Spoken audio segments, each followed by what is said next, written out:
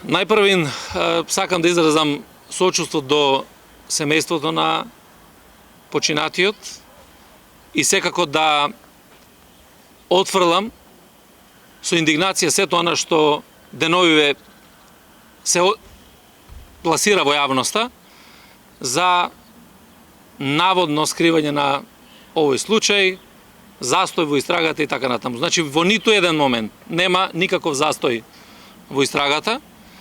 Знаете дека веднаш после добивањето на информацијата, која што не е добиена од лице место за нарушување на јавен ред и мир, за тепачка и така натаму, туку е добиена од клиничкиот центар во Скопје.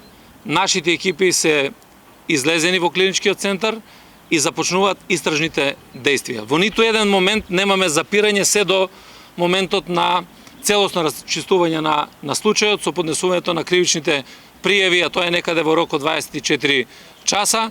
2 лица се приведени кои што се учесници во настанот, за едно лице се трага, секако дека имаме централен распис, ќе се распишуваат и меѓународна и домашна потерница. Така да овој случај е целосно расчистен со поднесувањето на кривичната пријава.